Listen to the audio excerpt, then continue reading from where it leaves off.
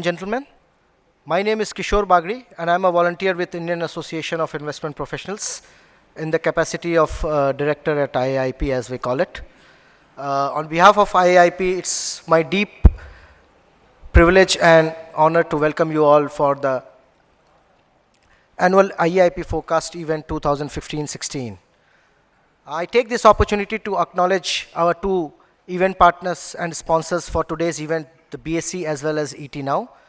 Without their active support, it would not have been possible to organize this event.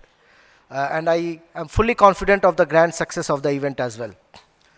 Now, before we get into the other modalities and the panel discussion, I'll just like to initiate with the thought of just taking a peep into the last year. And I must say, what a year it was. One of the most eventful and adventurous years in the recent past. Globally, it was a very, very tumultuous year with currencies, commodities tumbling with the wayside, a lot of geopolitical issues in Russia, Ukraine, Syria, etc. Domestically, we had some very, very positive news as well. We had an absolute majority government after almost 30 years. Now, I'm sure most of us in this room, apart from a few who are more seasoned and experienced, do not even have faint memories and recall of the kind of absolute government that we had 30 years back. And we could not have cared less at that age, being in school and in our playful days. Now, with this majority government, what it definitely brought was some achhe din for at least the equity investors for the last year. Sensex delivered a return of close to 25%, and mid caps and small caps delivered a return of 50 and 55%, close to 55% respectively. As we embark on the new financial year today, there is a lot going on in this world, both on the geopolitical as well as macroeconomic front, with a lot of issues which could have a very, very long-term implications for both our markets as well as global.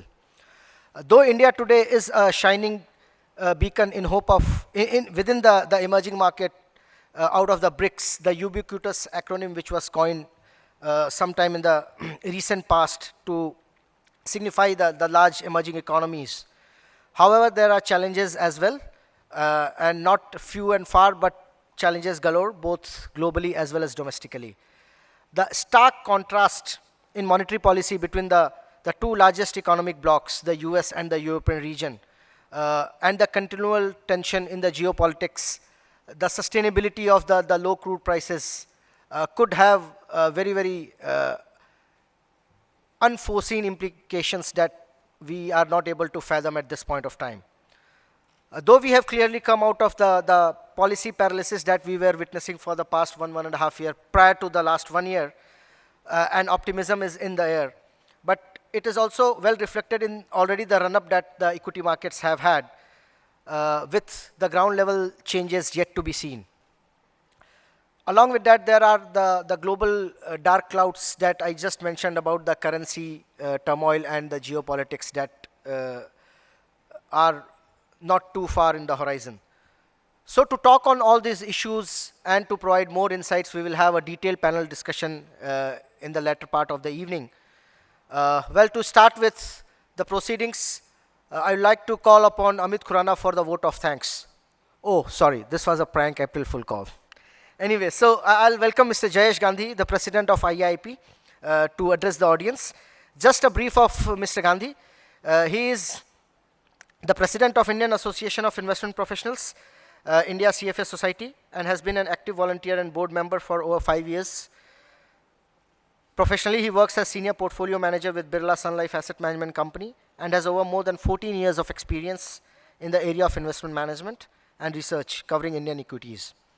Besides joining Birla Sun Life, before joining Birla Sun Life AMC, he was a lead portfolio manager with Morgan Stanley Investment Management in India for over 6 years.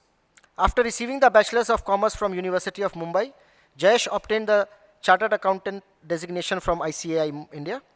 He has also obtained Master of International Management degree from Thunderbird School for Global Management, USA, and also holds the Chartered Financial Analyst designation, the CFA, which is the organizer for the local society since 2004. I welcome Mr. Jayesh Gandhi.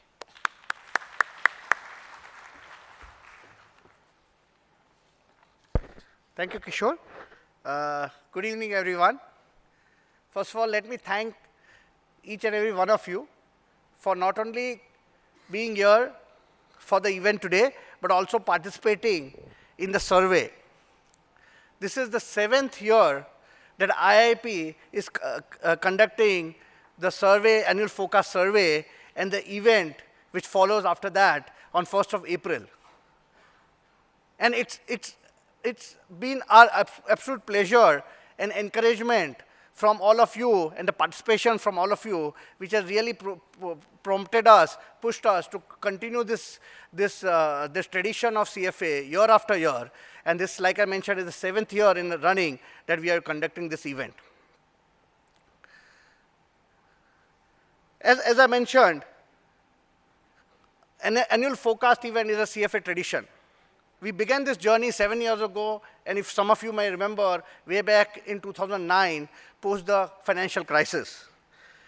And the idea is very simple: to gain insights into the views, opinions, thinking of what financial and investment management professionals think about asset class returns over the next forthcoming 12-15 months period, or more precisely for the next 1 year period. I know people will say that forecasting is very difficult, particularly if it is for the future. And I will argue that India forecasting for history is also difficult, considering the change in GDP numbers that we have seen in the last 1 year. But here in this event and in this platform, we force the investment management professionals to come out and express their opinion, give out their views, express their forecast for the return on for asset classes, particularly for the benefit of investors. And we believe very strongly that investment management professionals owe it to the investment community to stand up and take a call, take a view on various asset classes and express it. Whether it is right or wrong, it's immaterial, but to express a view very strongly and solidly so that the investors across the country could benefit from it. This year as well, we started the survey early March. It's been very successful. We have over 400 hits. And across the country, we've had people participating in the survey, largely finance and investment professionals. And while we had our members which are participating in big numbers, over 50% of the participants were non-members and over 40% from other parts of the country. Clearly making this survey an all-India participating survey, clearly one of the biggest and largest in the financial and investment industry today. The survey results will be declared, and I will leave it to my colleague Jitu to give details about the same. However, from our point of view, or at least from my point of view, it's been very satisfying that we have such good participation in the survey year after year. The survey will be followed by a power-packed panel discussion here today, where we have 5 eminent speakers, each expert in their own right, who have been very successful in investing and have tremendous experience in investing in India for over 10, 15 years, and in some cases over 20 years. So this year our expert panel consists of Akash Prakash from Amansa Capital, Nilesh Shah from Kotak, Navneet Munot from SBI Mutual Fund, Prabhat Avasthi from Nomura, and Siddharth Sanyal from Barclays. Our experts here will discuss, deliberate on key macroeconomic factors, variables, and asset class returns for the forthcoming 12-18 months or for the foreseeable future. They will debate and discuss that and express their opinion, again, for the benefit of all the members present here, as well as the investment community at large. I would like to take this opportunity to thank the expert for coming here today, taking the time out of the busy schedule, and making this event happen. Thank you very much for your time and for considering to come here and be part of this event with IIP. I would also like to express my thanks to BSE, our partner, for providing us this venue, as well as Times Now, a media partner, for agreeing to air the entire panel discussion live on Times Today, so that not only the people in the venue, but across the country can benefit from the expert panel discussion. Friends, we are really encouraged by the response and the support that we have got year after year for this annual Forecast event. It is our endeavor to continue the CFA tradition year after year. We would like to see the survey grow in terms of scale and size, and so that it can become an important lead indicator. Important, important information can be derived from it, from not only the members, not only the CFA charter holders, but also government, regulators, and society at large. But to achieve all that, we need your help and support. I'm really looking forward to this expert panel discussion today. I think it'll be a wonderful session, and I know that I, as portfolio manager, fund manager, are really going to learn a lot from this discussion today. I'm sure that you will also benefit and learn, and we'll have plenty of takeaways today. So with these few words, let me stop and throw the floor back to Kishore for taking this forward.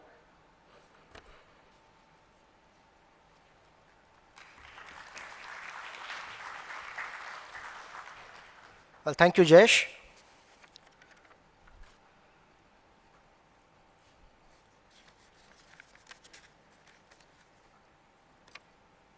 Well, I'd like to now call upon Mr. Nayan Mehta from BSE, who is the CFO of BSE, to address the audience, please. Mr. Nayan Mehta.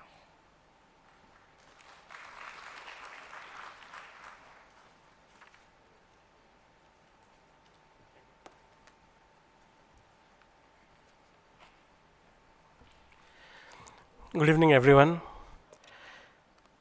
Firstly, on behalf of Bombay Stock Exchange, let me extend a warm welcome to all the guests here and to the panel members who are going to really give some insight to all of us as to what they think, how the next year is going to be with respect to the market performance and how Indian economy is likely to go forward. This convention hall in the last 10 years or so has witnessed many, many important events.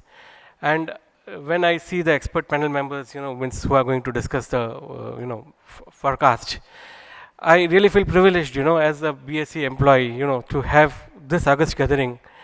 And this event comes at a time when, we all are very positive. Years ago, many, many years ago, I read a book called as The Power of Positive Thinking, which probably to some extent changed my life, changed the view of my life. And today when I see this positiveness flowing everywhere, it is very heartening, And I believe that with the same positiveness, all of you have also come to, just have, just match your thoughts with the experts' thoughts.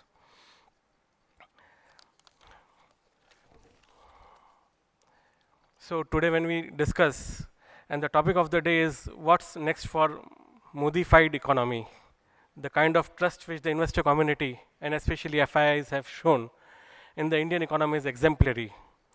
In the past few months, India has become the hottest investment destination compared to all emerging economies. In the last 10 months, this government has taken steps to boost sentiments of investor community. The government has been successful in getting bills passed like coal mines, insurance, which is definitely very positive. We are also expecting bigger reforms like GST to be passed soon. Our Honorable Prime Minister Narendra Modi's biggest impact is on the foreign policy. He has revitalized relationships with all major foreign countries. Few examples are US, Australia, and many other neighboring countries. We all hope that these steps will result in a lot of inflows into the country, lots of wealth creation for the investors in India, whosoever invests in India, as an investor or as a promoter. India would need to raise as much as $100 billion in equity capital a year to meet the capital requirements for the country's growth. Along with it, India needs to create 1.5 crore new jobs every year. And our Prime Minister does believe in job creation and is working towards it. BSE is going to be at the center of all this activity, economic activity, and we would be happy to serve as catalysts for India's progress. Coming back to BSE, It is the world's largest exchange in terms of the number of listed companies. Today we have got 5,626 listed companies in India, which no other stock exchange can boast of. The market capitalization of this fastest exchange, BSE, has reached the landmark figure of 100 lakh crore rupees in November last year, and as on date, it maintains above that. In the past couple of years, BSE has launched a number of leading practices such as BSE derivatives, BSE SME segment, trading in interest rate futures, and I'm glad to inform that BSE leads industry in this entire business segments. India's first stock exchange has now become the India's fastest stock exchange since the time it has upgraded its technology, and it can boast of a response time of 200 microseconds, which is the fastest in India and probably in Asia. And it is several times faster than the nearest competition in India. I thank you once again to IAIP and CFA Institute for hosting this event, and welcome each one of you personally, and look forward to hearing from the dignitaries. Thank you very much.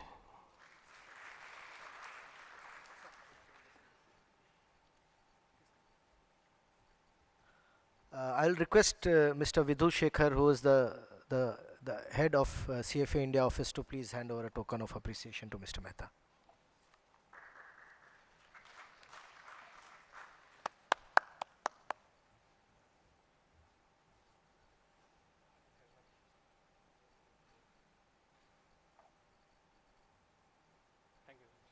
Thank you, sir.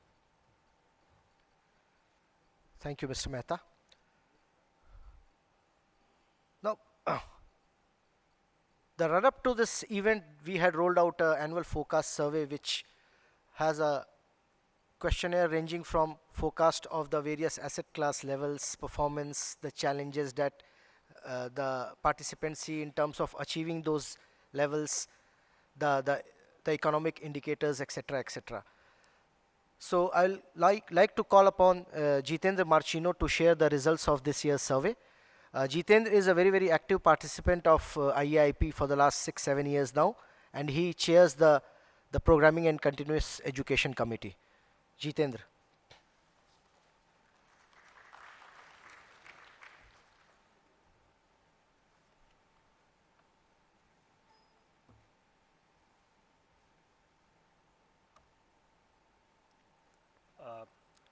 Good evening, friends, and a happy financial new year. I'm here to present to you the results of the IAIP forecast that we did for this whole month of March this year, and also some hits and misses of last year's forecast. Do we have the presentation on?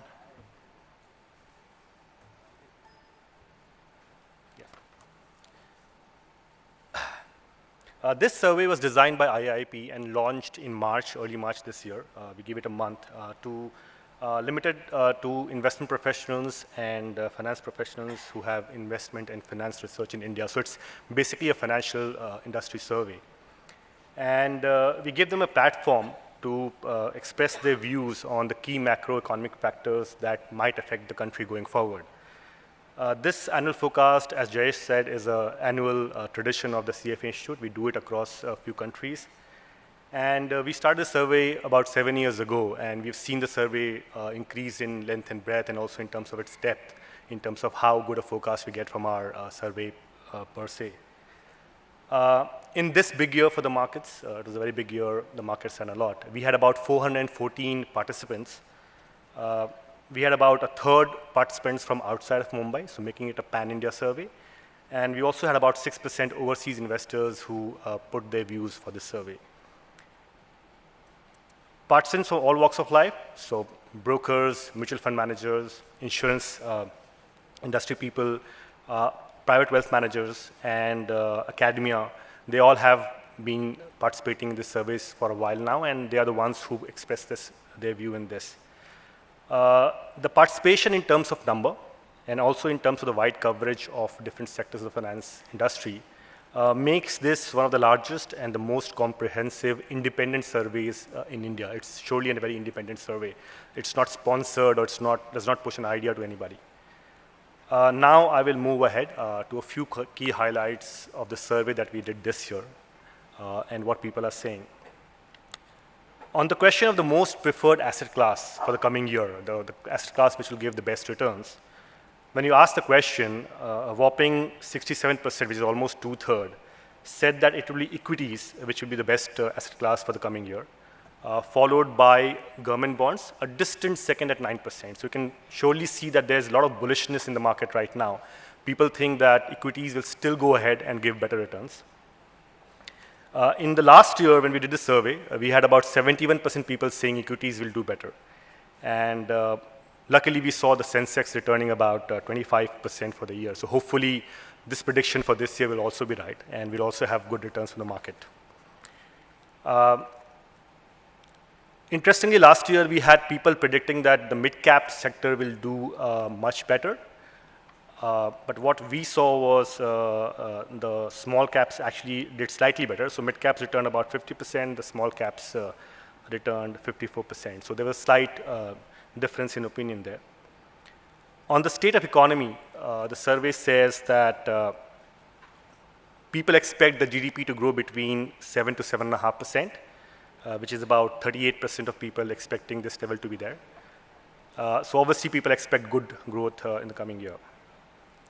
Inflation is expected between 5.5 to 6%, so an expectation of a low inflationary environment staying and probably becoming better in the coming year. In global commodities, last year, the biggest surprise that we saw, and in terms of hits and misses, we had about 40% people saying that crude oil will remain between $100 to $110 for this year. And you know, we all are seeing crude at about $55 right now. So obviously the survey was a big, big miss on the expectations for crude oil. So not all surveys are right, and you cannot be right all the time. So the survey was obviously a miss there. But this year, people do expect crude oil to be a bit more stronger. They expect crude oil to be between $60 to $70 per barrel. About 40% of people expect that. And in terms of gold prices, people expect the gold prices to remain very stagnant for the year going forward. When we ask people about the exchange rate, now this year the exchange rate moved about 4%, but going ahead, people believe that the exchange rate will remain above between the 60 and 62% mark, and probably above that. About 75% people believe it will be above 62. So a slightly negative verdict on that. Apart from that, in terms of influencing factors, so what influences the market and the economy, we asked people, what do they think will be the biggest concern for economic growth in the year coming forward? And people have said a lot of things, but most of people have said, 36%, that it will be government policy and initiatives which will rule the way the economy behaves, and also a bit of concern about how the global growth recovers, and probably deflationary issues in the global environment, things happening in Europe and Middle East. I think that is surely in people's mind.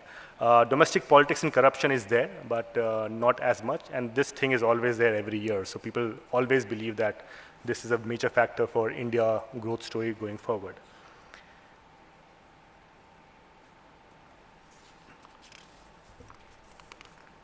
When we ask people about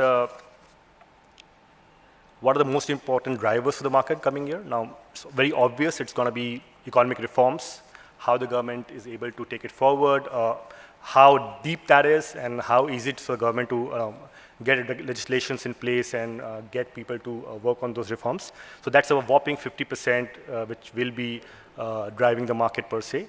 And the next point, which is corporate results and profits, not a small point. This year, people believe that even after 1 year of this whole bull market, it's finally down to the corporate results and profits. So that will be a very important factor going forward. 23% people believe that that will determine how the market performs next year.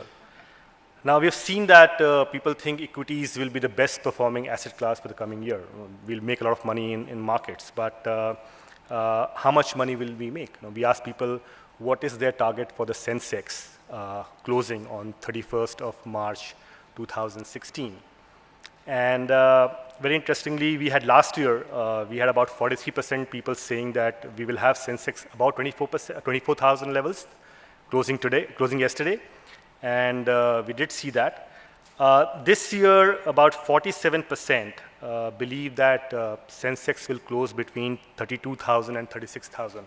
Now that's a smart 14% to 30% return for the coming year. So if you have to invest somewhere, I think this is the asset to invest in, which is equities. And if you see in totality, about 90% of respondents are saying that Sensex will be about 28,000. So this year is going to be a very positive market for the index and the market going forward. Now, we always put a very special question in the survey every year. Last year it was about elections and the impact of elections in the market. This year we thought we should ask something about the reforms and what people's view are about the key factors or the key reforms that might take place, or probably if not might take place, it might set in motion in the coming year. And we gave them a few options, and people have been very, very indicative as to what they expect the government to do. About 62% people believe that the government will and can set in motion a process to revive the growth of GDP. It's a big number there. Surprisingly, Make in India also makes to the list. About 47% people believe that Make in India will either get started this year or it will probably have fruits in the coming year. Lower inflation obviously is an expectation from all people. Divestment also mentions there. You see Swachh Bharat, which is a very interesting program run by the government, it garnering about 42% of respondents. And the local defense manufacturing about 30%. Interestingly, smart cities is a factor that does not entice people much. They don't think that smart cities will start very soon. I think the perception is that it will take much more than 1 year for that process to take place per se. So these are the thoughts of the survey this year and last year's hits and misses. I leave you with these thoughts and the suggestions that the survey makes about equities and the asset classes. And now I will hand over the stage to Kishore for the start of the panel discussion and for any other announcements that he needs to make. Over to you, Kishore. Thank you.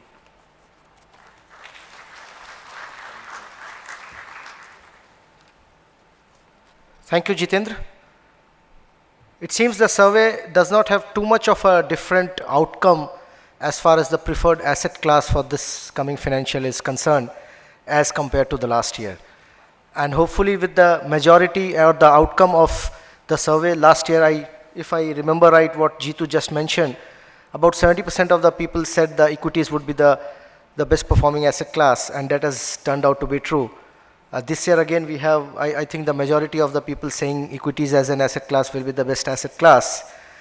And if the predictions come true, then I think there's happy days for all of us, right? Okay, so now I'm sure a lot of people in the room must have thought that I was right in this prediction last year. So despite me being right, apart from me making money, where is my acknowledgement or felicitation of me being right in participation in the survey result? So for that, we also have an annual forecast contest. I'm sure many of you who have been repeatedly attending this event are aware that we also have an annual forecast contest every year at this particular event. There was a contest last year as well, and there will be a contest this year as well. So I request all of you to fill up the forecast forms which must have been provided in the kit that you have got. There is a set of questionnaires in terms of various asset class levels that you need to estimate and give your levels. For your benefit, we will also have a live luminaries of capital markets presenting their views in terms of various asset classes and the path going forward. So you are free to take insight from that panel discussion as well before penning down your levels for the next year. So after you have done up with filling up the forms, I request you to please hand over the forms to one of the IAP volunteers or leave it at the registration desk. Don't forget to drop the forms because the winners are acknowledged and facilitated at this very event for every annual forecast event. So we will be facilitating and acknowledging the winners of the last year annual forecast event post the panel discussion. So please wait for some time to get felicitated and acknowledged for being right for the last year. Now, we are about to just begin with our panel discussion. So I'll one by one welcome the panelists and ask them to come to the dais, and once we have welcomed all of them, then we'll start with the panel discussion. This panel discussion is also being telecast live starting exactly at 7 in one of the leading business news channel, ET Now, which also happens to be our partner for this event as a media partner. So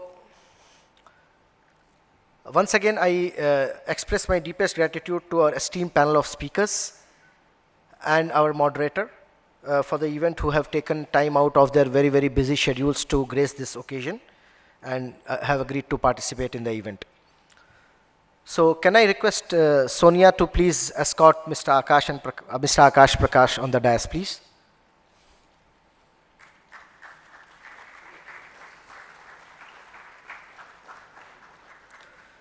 So Mr. Akash Prakash is the founder and chief investment officer of Amansa Capital Pte. Limited, an Indian focused fund. Prior to establishing Amansa Capital in end 2006, Akash was director of investments for Temasek Holdings. Before joining Temasek, Akash spent 6 years as a portfolio manager for GIC, the Government of Singapore Investment Corporation. Akash also spent 6 years in the 1990s with Morgan Stanley. Please give a warm applause to Mr. Akash Prakash.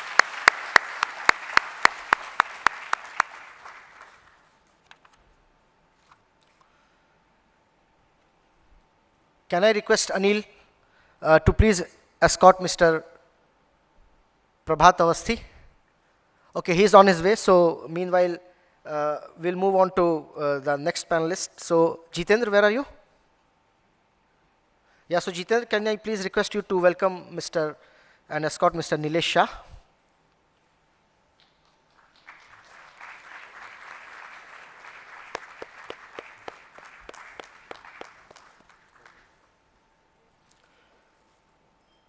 So Mr. Nilesh Shah is MD of Kotak Mahindra Mutual Fund. He has worked with Axis Capital, ICICI Prudential Mutual Fund, Franklin Templeton Mutual Fund, and ICICI Securities in the past, all in leadership positions over the last very, very long and extensive 24 years. He has managed money across fixed income, equities, and real estate market for local as well as global investors. So he definitely brings a total perspective across asset class to this panel. I warmly welcome Mr. Nilesh Shah, and can we all have a big round of applause, please?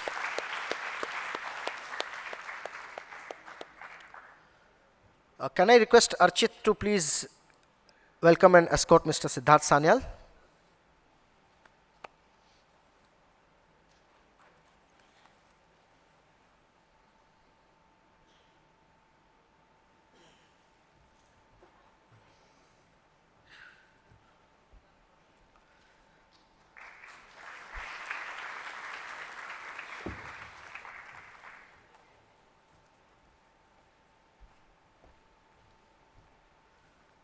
Mr. Siddharth Sanyal is Director and Chief India Economist at Barclays, based at Mumbai, and is a part of Barclays' emerging market research team since 2010.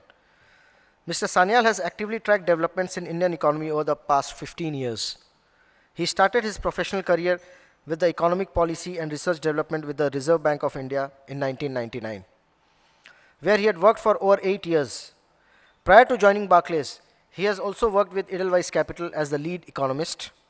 Mr. Sanyal holds a master's in economics, postgraduate diploma in business administration, and is a chartered associate of the Indian Institute of Bankers. Can we have a warm applause, round of applause for Mr. Sanyal, please?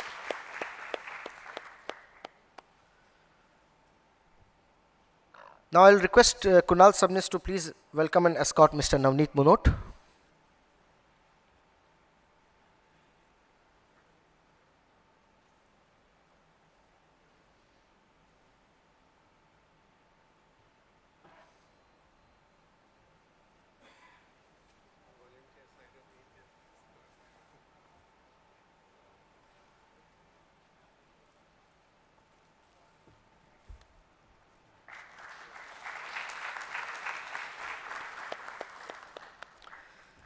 Mr. Navneet Munot is Executive Director and Chief Investment Officer of SBI Mutual Fund, SBI Funds Management Private Limited as per the technical lingo. As CIO, Navneet is responsible for overseeing assets of over 72,000 crores across various asset classes. Navneet has over 20 years experience in financial markets. Before joining SBI MF, he was Executive Director and Head of Multi-Strategies Fund Boutique at Morgan Stanley Investment Management. Prior to joining Morgan Stanley Investment Management, he worked as the Chief Investment Officer, Fixed Income and Hybrid Funds of Birla Sun Life Asset Management Company Limited. Navneet has been associated with the financial services business of the Birla Group for over 13 years and worked in various areas such as fixed income equities, foreign exchange, and derivatives.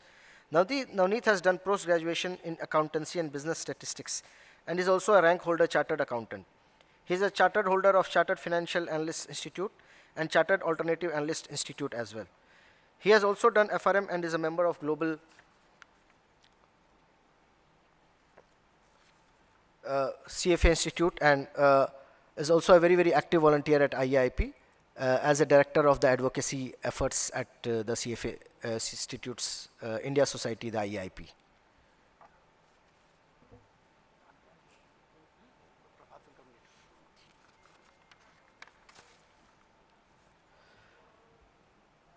Now I'd like to request Rohit Rebello to please escort Mr. Nikunj Dalmia on the stage, please.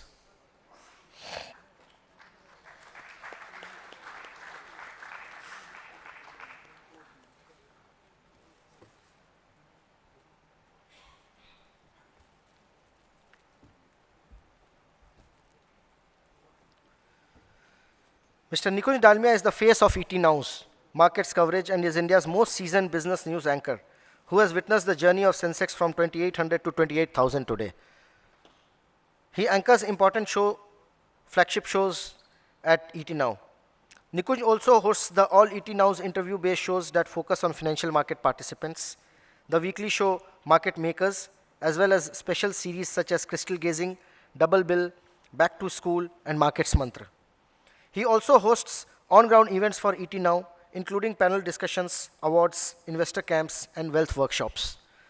Over the years, he has built a reputation for understanding the intricacies of the markets as well as the forces that drive them, and has gained the respect of the market voices that he tracks, as well as the trust of viewers who turn into his shows.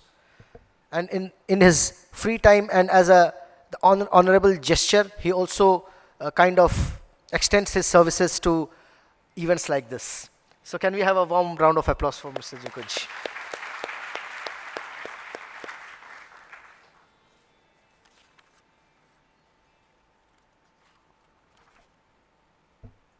So our fifth panelist, it seems, is stuck in huge traffic and is running a couple of minutes late.